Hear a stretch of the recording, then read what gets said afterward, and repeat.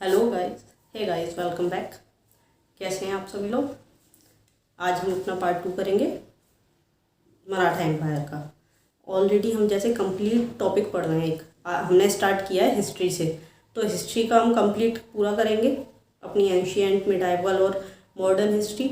उसके बाद हम जैसे पॉलिटी, ज्योग्राफी, जो भी अपने सब्जेक्ट हैं उन्हें कंप्लीट करेंगे, और जो जो पूछे जाते हैं उन्हें हम पहले करेंगे। जो एग्ज़ाम में फ्रिक्वेंटली पूछे जाते हैं उनसे हम स्टार्ट करते हैं। तो हमने जैसे अपना मुग़ल एम्पायर कंप्लीट किया है, अब हम मराठा एम्पायर पे, उसकी एक वीडियो हम ऑलरेडी कवर कर चुके हैं। नाउ हम उसका आगे का पार्ट कंटिन्यू करते हैं। तो मराठा एम्पायर में हमने पढ़ा था शिवाजी उसकी शुरुआत करते हैं, खुद को छत्रपति की उपाधि देते हैं और थोड़ा अपना एम्पायर एक्सपेंड करते हैं, और आगे बढ़ते हुए उनकी फाइनली 1680 में मृत्यु हो जाती है। उनकी मृत्यु के बाद फिर उनके बेटे आते हैं संभाजी। तो संभाजी, उनके जो सक्सेसर हुए हैं, उत्तराधिकारी,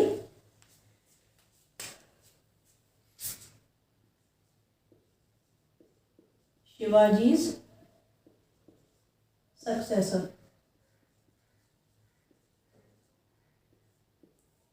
या फिर उत्तराधिकारी।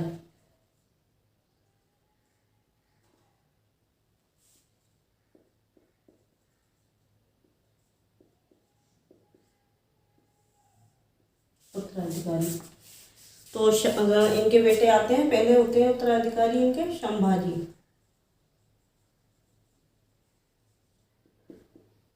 ठीक है, ये ज़्यादा कुछ नहीं, 1680 में गद्दी पर बैठते हैं, और इनके जो सलाहकार थे, एडवाइज़र जो थे, वो थे बहुत ही विद्वान कवि थे उज्जैन के, जैसे हिंदी और संस्कृत के बहुत विद्वान थे वो कवि कलश। तो कलश और दोनों को, संभाजी को, जो सेनापति थे मुग़ल एम्पायर के, वो उन्हें पकड़ के और मार देते हैं, उनकी हत्या कर देते हैं। कब? 1689 में, 1689 में इनकी मृत्यु हो जाती है और इनका टाइम पीरियड खत्म हो जाता है। इनके बारे में और कुछ ज़्यादा है नहीं। इसके बाद आते हैं राजा राम, दूसरे नंबर पे। राजा राम, ठीक है। अब ये बैठते हैं 1689 से गद्दी पे, और इनके याद रखना, अगर एडवाइज़र पूछा जाए कि कभी कलश जो थे वो किसके एडवाइज़र थे, तो वो संभाजी के थे। वैसे इससे और कोई ज़्यादा क्वेश्चन बनेगा नहीं, कोई है भी नहीं ज़्यादा कुछ। तो 89 में ये बैठते हैं, मुग़लों से संघर्ष, अपना कैपिटल जो है वो शिफ्ट कर लेते हैं। पहले रायगढ़ थी जैसे शिवाजी की, तो शिफ्ट करके सतारा बनाते हैं अपनी सेकंड कैपिटल। सेकंड कैपिटल सतारा होती है इनकी। उसके बाद मुग़लों से संघर्ष इनका चलता रहता है, और फाइनली 1700 में इनकी भी मृत्यु हो जाती है। 11 साल संघर्ष करके 1700 में इनकी भी मृत्यु हो गई। उसके बाद क्या होता है, इनकी जो वाइफ थी ताराबाई, वो अपना जो इनका बेटा था 4 साल का, शिवाजी सेकंड, उसका राज्याभिषेक कराती हैं, और खुद एक अपने राज्य की, जो कहते हैं, वास्तविक संरक्षिका के रूप में कार्य करती हैं। तो अब इन्होंने अपना बेटा था 4 साल का, ताराबाई इनकी वाइफ ताराबाई, वो क्या करती हैं, अपने 4 साल के बेटे शिवाजी सेकंड का राज्याभिषेक करवा देती हैं और अपने राज्य को संभालती हैं, शिवाजी सेकंड। ठीक है। जो संभाजी का बेटा था वो मुग़लों ने पकड़ लिया था। अब वो वहाँ से कैसे भी भाग के महाराष्ट्र आ जाता है। तो वहाँ से निकल के आता है, और वो जब यहाँ आके देखता है कि यहाँ तो ताराबाई और उनका बेटा जो है 4 साल का, उसका राज्याभिषेक करा दिया, तो उसकी लड़ाई होती है ताराबाई से। उनका बेटा था शाहू, जो संभाजी का बेटा था शाहू। तो लड़ाई होती है battle of Kheda. Battle of Kheda होता है ताराबाई के बिटवीन ताराबाई एंड शाहू, और इसमें ताराबाई की हार होती है, शाहू जीत जाते हैं। और अब जो नया मराठा शासक होता है वो होता है शाहू जी। नेक्स्ट, शाहू जी। अब ये अपना 1707 में राज्याभिषेक कराते हैं। ये हुआ था 1707 में, ठीक है। अब जो है शाहू जी ये अपना 1708 में राज्याभिषेक करवाते हैं। ठीक है, अपना राज्याभिषेक करवाते हैं कहाँ पे? सतारा में। सतारा जो सेकंड कैपिटल बनाई थी राजा राम ने, वहाँ पे ये अपना राज्याभिषेक करवाते हैं। और फाइनली जैसे जो पेशवा होता था ना, वो सबसे इम्पोर्टेंट रोल प्ले करता था मराठा एम्पायर में। तो ये 1713 में अपना पेशवा बनाते हैं बालाजी विश्वनाथ को।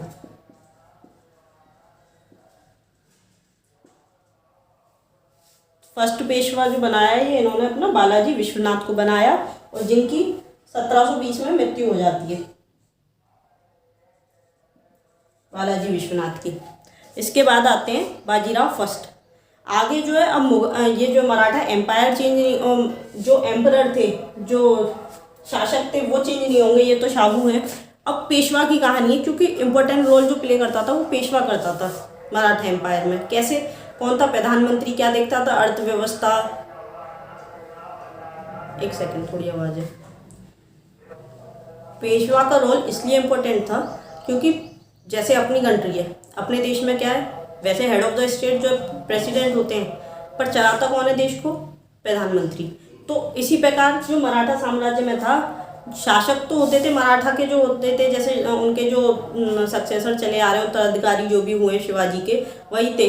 बट चलाता कौन था शासक? वो चलाता था पेशवा।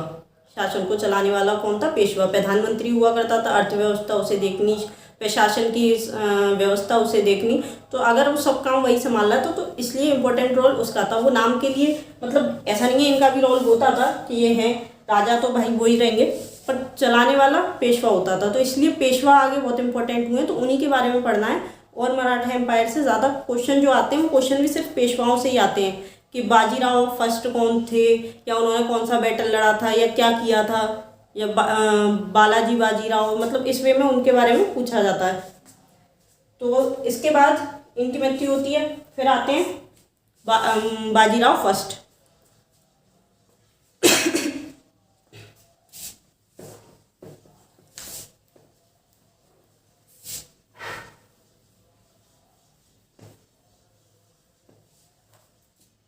बाजीराव फर्स्ट जो है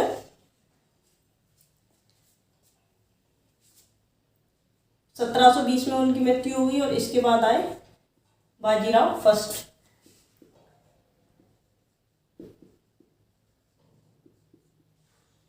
बाजीराव फर्स्ट इन्होंने क्या किया?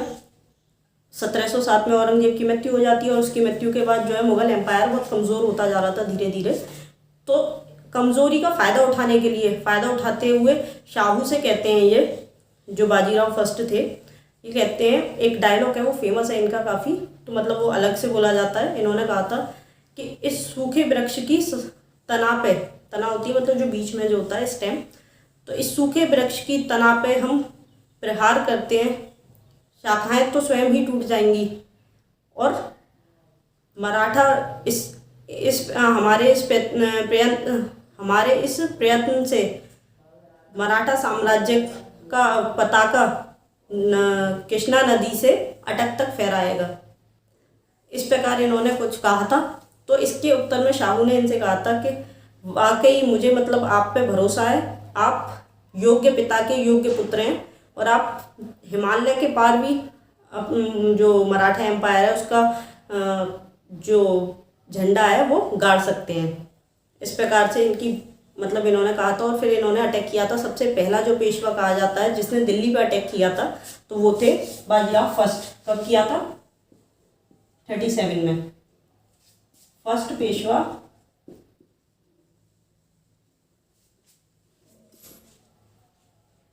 टू अटैक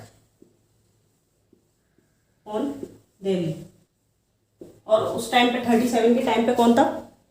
17 से लेके 19 तक तो फर्रुखसियार था, और 19 से लेके 20 तक हुए पहले मोहम्मद शाह, और उसके बाद फिर 20 से लेके 48 तक 48 तक जो है कौन रहता है? मोहम्मद शाह। तो इन्होंने मोहम्मद शाह को भागने पे मजबूर कर दिया था। मोहम्मद शाह अपना बोरिया बिस्तर बांध के भागने लगा दिल्ली छोड़ के, जब अटैक किया था बाजीराव फर्स्ट ने। और ये बाजीराव फर्स्ट वही है जो मूवी जो है बाजीराव मस्तानी, तो ये मस्तानी वाले ही बाजीराव है फर्स्ट जो है। इसके बाद 1740 में इनकी मृत्यु हो गई, ही डाइड। उसके बाद फिर आते हैं बालाजी बाजीराव। तो याद करने का, जैसे पहले वाले थे बालाजी विश्वनाथ, दूसरे हुए बाजीराव, तो पहले वाले का बालाजी ले लिया, दूसरे वाले का बाजीराव ले लिया, तो मिला के तीसरे बन गए बालाजी बाजीराव। तो तीसरे आते हैं बालाजी बाजीराव। बालाजी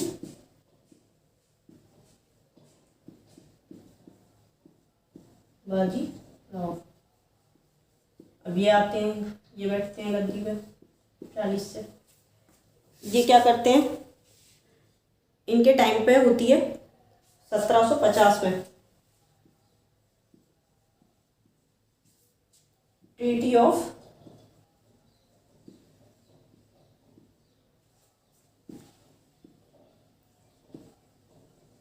संगोला। ट्रीटी ऑफ संगोला होती है इनके टाइम पीरियड में। इससे क्या होता है, जो मराठा थे उन्हें जो अधिकार थे वो मिल जाते हैं, जो भी मतलब राइट्स थे, जैसे ऑलरेडी दिल्ली पे अटैक कर चुके थे वो, उसके बाद में ईस्ट इंडिया कंपनी से, तो इनके जो अधिकार थे मराठा के वो सुरक्षित हो जाते हैं कि इनका जो हक है वो इन्हें मिलेगा।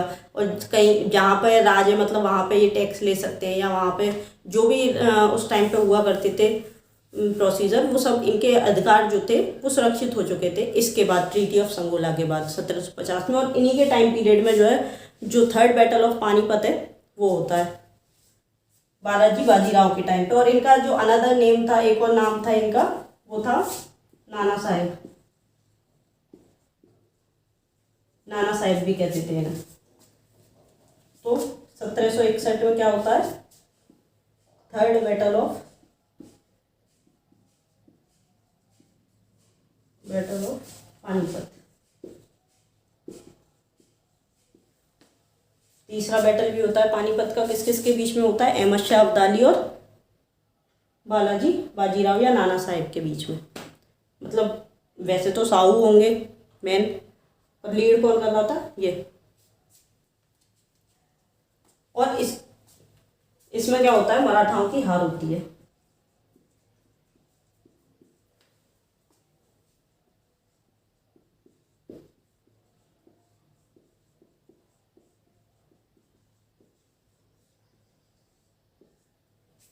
ठीक है,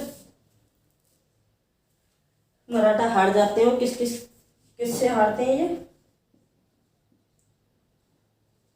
अहमद शाह अब्दाली।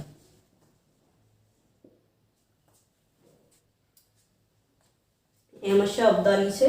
और इनके साथ कौन था, बिटवीन हुआ था ये battle between Ahmad Shah Abdali and Balaji Bajirao. और इनके साथ इनका बेटा भी था, एंड हिज सन विश्वास राव। ठीक है, तो इन्हीं के टाइम पीरियड में 1750 में क्या होती है, ट्रीटी ऑफ संगोला होती है, जिससे कि इन्हें अधिकार मिल जाते हैं। मराठा अधिकार जो थे वो संरक्षित हो जाते हैं।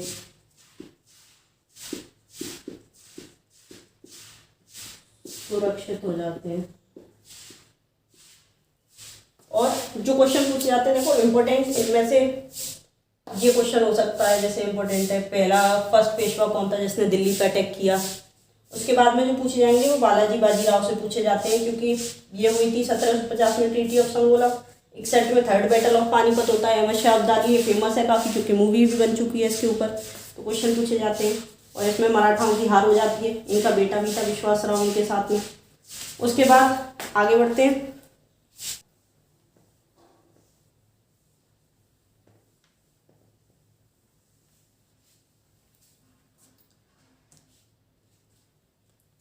और जो थर्ड बैटल ऑफ पानीपत था, इसमें अपनी हार स्वीकार नहीं कर पाई इसलिए 1761 में इनकी मृत्यु हो जाती है, बालाजी बाजीराव की या नाना साहेब की इनकी मृत्यु हो जाती है। एक और चीज़ होती है इनके टाइम पे, झलकी की संधि, ट्रीटी ऑफ झलकी। ये किस किस के बीच में होती है? ये होती है between Nizam of Hyderabad, Hyderabad के निज़ाम और बालाजी बाजीराव के बीच में। ठीक है। सबसे पहले थे बालाजी विश्वनाथ, उनके बारे में ज़्यादा कुछ नहीं है, 13 में बने थे, 20 में उनकी मृत्यु हो गई। उसके बाद आते हैं बाजीराव फर्स्ट, मस्तानी वाले, first to attack on Delhi. तो पहली बार उन्होंने दिल्ली पर अटैक किसी ने किया था, वो पेशवा ने, वो थे बाजीराव फर्स्ट। उसके बाद आते हैं बालाजी बाजीराव, जिनके टाइम पीरियड में थर्ड बैटल ऑफ पानीपत होता है, जिसकी हार से उनकी मृत्यु हो जाती है। उनके टाइम पे झलकी की संधि होती है, ट्रीटी ऑफ झलकी होती है, जिसके बीच में हैदराबाद के निजाम और बालाजी बाजीराव के बीच में, और उनका दूसरा नाम था नाना साहेब। और उनके टाइम पे क्या होता है, ट्रीटी ऑफ संगोला हुई थी, जिससे कि मराठाओं के अधिकार जो है सुरक्षित हुए थे। इसके बाद इनका, जैसे ये थे बालाजी बाजीराव, तो इनका भाई था एक रघुनाथ दास रघुनाथ राव। तो रघुनाथ राव क्या करते हैं, इनके बेटे बने।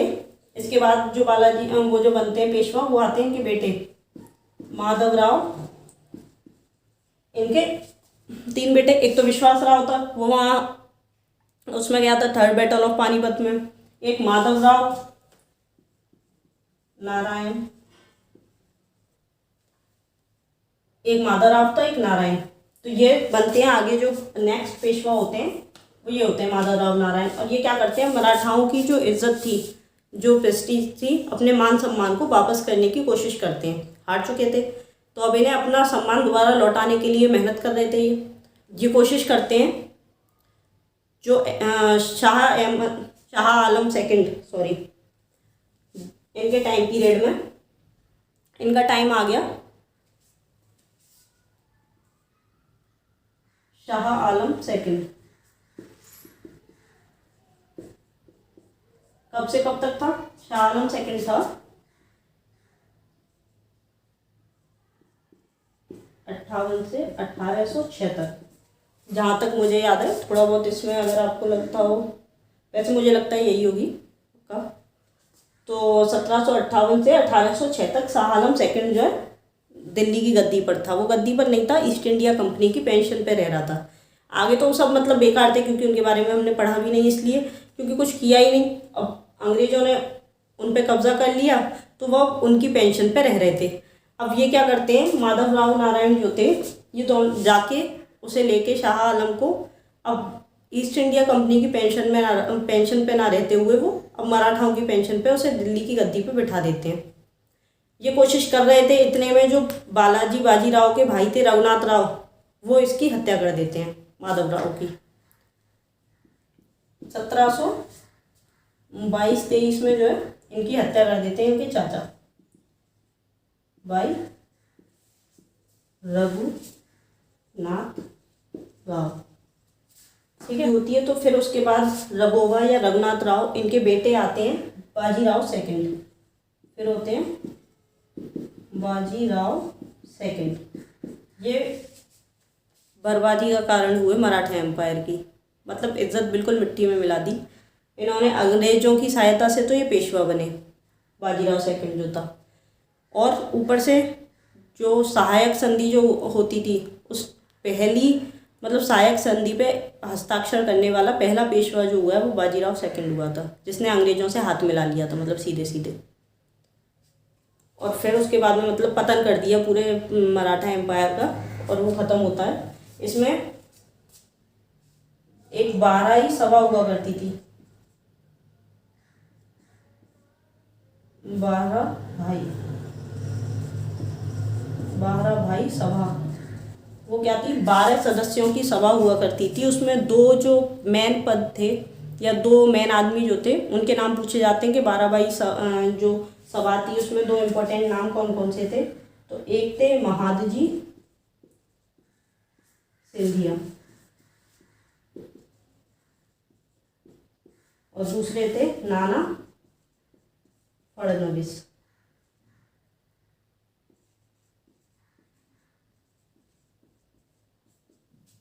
तो ये होता है पेशवाओं का एम्पायर, और इनके बैटल जो हुए हैं वो और लिख लें। जो एंग्लो मराठा बैटल हुए थे, पहले आप इसे नोट कीजिए। यहाँ पे बाजीराव सेकंड लास्ट पेशवा, इसने क्या मतलब एंड ही कर दिया इसने तो सब पूरे पेशवा एम्पायर का या मराठा एम्पायर का। पेशवा तो मराठाओं के ही थे। फिर आगे तो कहते हैं ना, एक कास्ट होता है कि पांडे भी होते हैं, पंडितों में शर्मा भी होते हैं, तिवारी भी होते हैं। तो उसी प्रकार से इन लोगों का तो जैसे कि इनमें हुआ करते थे पूना, तो पूना के कौन थे? पेशवा, पेशवा होते थे पूना के। दूसरे होते थे ग्वालियर, ग्वालियर के कौन थे? सिंधिया। ये जो सिंधिया थे वो ग्वालियर के कौन थे? सिंधिया। उसके बाद पूना के पेशवा हो गए, ग्वालियर के सिंधिया हो गए, और इंदौर के जो थे, इंदौर के होलकर हुआ करते थे, होलकर। और नागपुर में जो थे, तो नागपुर में होते थे भोसले।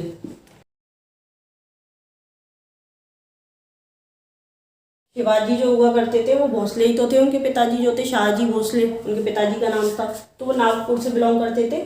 और पेशवा जो होते थे वो पुणे के, सिंधिया ग्वालियर में जो कि अब भी हैं, और इंदौर में होलकर। ये इनके मराठा के अलग अलग मतलब कहते हैं अलग अलग जगह पे अलग अलग कास्ट या नाम दे देते हैं, तो नाम थे इनके अलग अलग, पर थे ये सब मराठा। ये था पूरा मराठा का सब मतलब एम्पायर या पूरा खानदान जो कहते थे पूरा, तो ये सब मराठा ही थे। इसके बाद सबसे पहला होता है first Anglo Maratha, Anglo Maratha war. ठीक है, वो कब होता है? 1775 से 82 के बीच में होता है। ठीक है, फर्स्ट एंग्लो मराठा वॉर। और इसके बाद क्या होता है?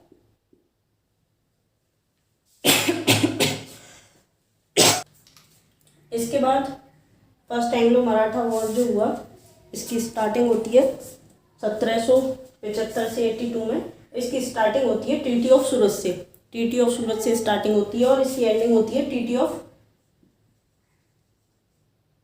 पुरंदर या सालवाई की ट्रीटी के साथ। और इस ट्रीटी को क्या नाम दिया गया? इसे कहते हैं 20 ईयर्स ट्रीटी के रूप में भी जानते हैं इसे। 20 साल की संधि। 20 साल की संधि क्यों? 82 के बाद फिर जो next second Anglo Maratha war हुआ था वो 1803 में हुआ था, तो इसे 20 साल की संधि के रूप में भी इसे जाना जाता है। इस फर्स्ट एंग्लो मराठा वॉर के बाद क्या होता है? अंग्रेज और ज़्यादा पावरफुल होते जा रहे थे इंडिया में, उनकी शक्ति बढ़ रही थी, और ये मराठा जो है आपस में लड़ने लगे, और आपस में लड़के 5 भागों में बट गए। 5 पार्ट, 4 तो ये हैं, और एक बड़ौदा के गायकवाड़ और थे,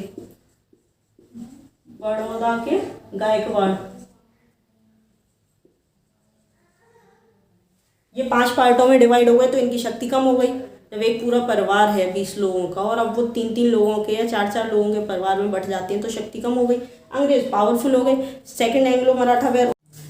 इसके बाद सेकेंड एंग्लो मराठा वॉर होता है 1803 से 1805 तक। इसमें क्या होता है? इसकी शुरुआत होती है, जो भोसले थे नागपुर के, वो लोग चुनौती देते हैं अंग्रेजों को। तो अंग्रेज तो पहले ही जीते हुए थे, जब एक बार कोई जीता हो तो उसमें तो और ज़्यादा ताकत होती है। फिर सेकेंड एंग्लो मराठा वॉर होता है। सेकेंड एंग्लो मराठा बैटल या वॉर कब से कब तक? 1803 से 1805 तक ये होता है, क्योंकि वो सालवाई की ट्रीटी हुई थी, ट्रीटी ऑफ 20 ईयर्स, 20 साल की जो संधि हुई थी। उसके बाद 1803 में होता है, जब वो चुनौती देते हैं अंग्रेजों को। और इसके साथ क्या होता है? इसकी एंडिंग जो होती है वो होती है देवगांव की संधि के साथ, ended with treaty of Devgaon. Devgaon की संधि के साथ इसका एंड होता है। और इसके बाद लगभग जो मराठा थे उनकी हार तय हो गई थी। तो होता किस किस के बीच में, तो एंग्लो मतलब ब्रिटिश थे और मराठाओं के बीच में। और ब्रिटिश की साइड से कौन था, लॉर्ड विलेस्ली जो था वो ब्रिटिश की साइड से था। उसके बाद लास्ट होता है third Anglo Maratha battle. Anglo Maratha battle third जो होता है वो होता है 1800, कहीं पे 17 दिया हुआ है, कहीं पे 16 दिया हुआ है। एनसीईआरटी ल्यूसेंट तो अलग अलग जगहों से, तो आप 16 लेके चलिए, 16 से 18, क्योंकि ईयर में जब जहाँ पे कंफ्यूजन होता है वहाँ पे पूछा नहीं जाता, तो आपके लास्टिंग पूछ सकते हैं। तो 16 से 18 के बीच में। और जो टाइम पीरियड है मराठा एम्पायर का वो भी यही माना जाता है, 1656 से लेके 1818 तक, ठीक है।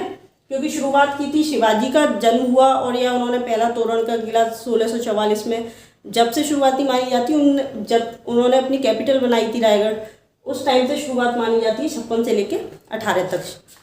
तो इसका फाइनली इसमें क्या होता है, पेशवा का जो पद था वो ख़त्म हो जाता है और जो मराठा थे वो मतलब पूरी तरह से कम्प्लीटली ख़त्म हो जाते हैं।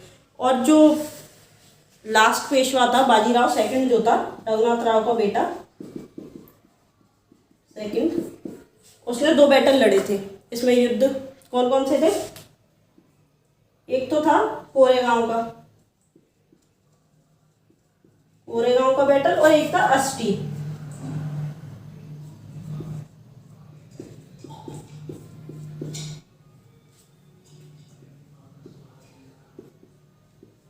अस्टी आप कैसे भी, अस्टी का बैटल और कोरेगांव का, ये 2 युद्ध लड़े थे उसने। और इन दोनों में हारने के बाद उसने फाइनली 1818 में आत्मसमर्पण दिया था, सरेंडर किया था, मतलब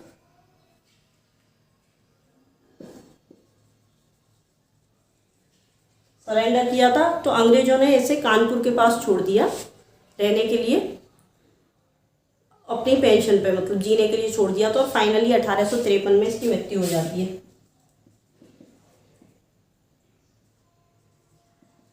मृत्यु हो गई इसकी, ठीक है। और ये सबसे घटिया जो पेशवा हुआ है वो यही हुआ है।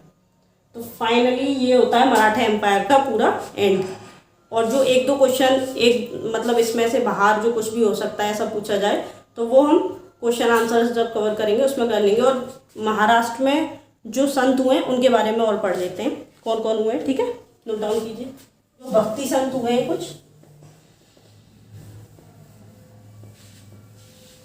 सबसे पहले थे ज्ञानदेव, या उन्हें ज्ञानेश्वर भी कह देते हैं, ज्ञानदेव या ज्ञानेश्वर। तो इनका 1271 से 1296 तक जो इनका टाइम रहा। और ये फेमस क्यों थे, महाराष्ट्र के भक्ति संतों जो भी थे उनमें सबसे पहले थे। तो भक्ति आंदोलन जो था उसके जनक रहे हैं ये। इन्होंने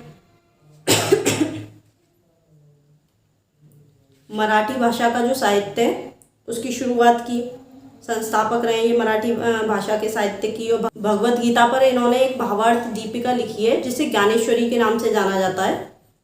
तो इनका जो इम्पोर्टेंट है वो है भगवत गीता के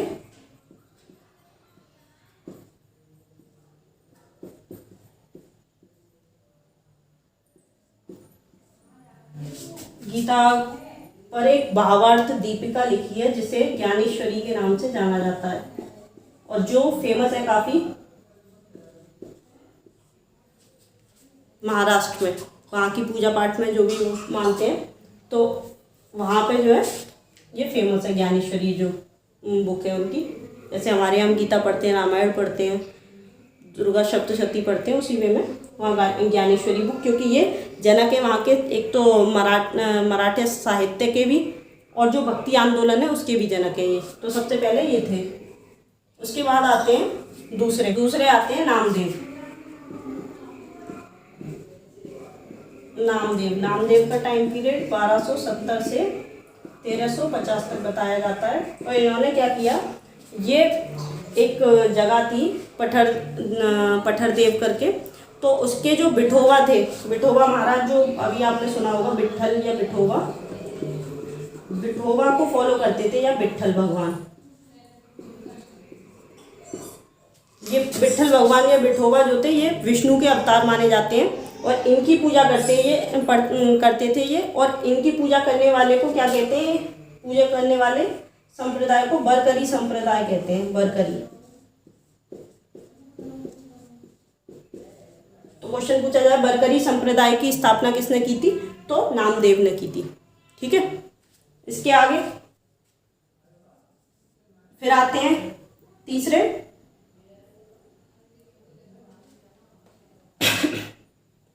इसके बाद आते हैं तीसरे एकनाथ। इन्होंने क्या किया? एकनाथ ने क्या किया था? इन्होंने रामायण का टीका लिखा था। जो छोटी रामायण होती है उसे कहते हैं रामायण का टीका। तो और कब से कब तक रहे थे? ये रहे थे 1533 से 99 तक। ठीक है, उसके बाद आगे इनमें वैसे ज्ञानदेव इंपॉर्टेंट है। ये विट्ठल भगवान से क्वेश्चन पूछा जा सकता है, तो नामदेव। और उसके बाद फिर आते हैं चौथे तुकाराम।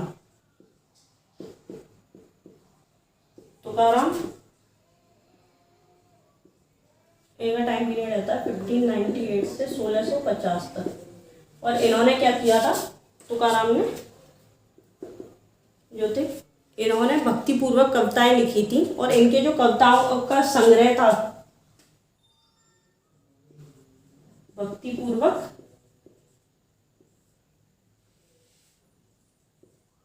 कविताएं लिखी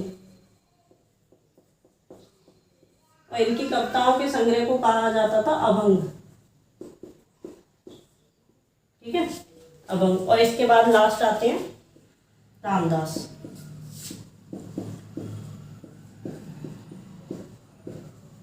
1608 से 1681 तक। और ये अंतिम या लास्ट भक्ति संत रहे महाराष्ट्र के। कहाँ के?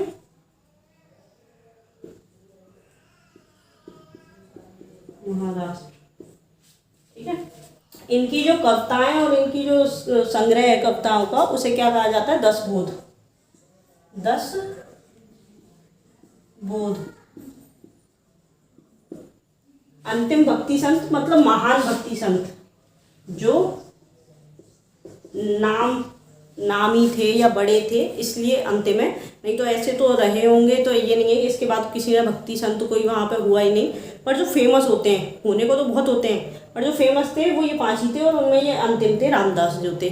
और इनकी जो कविताएं या इनके दोहों का जो संग्रह है उसे 10 बोध कहते हैं। तो यहाँ पे महाराष्ट्र जो आपका मराठा एम्पायर है ये कंप्लीट होता है पूरा A to Z।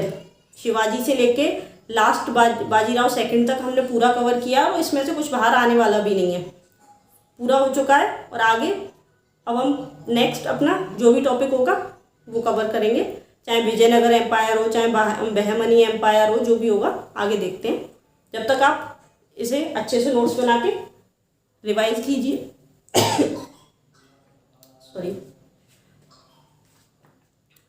नोट्स बनाइए और अपना फीडबैक दीजिए। अगर आपका कोई भी क्वेश्चन है तो प्लीज़ कमेंट बॉक्स में लिखिए।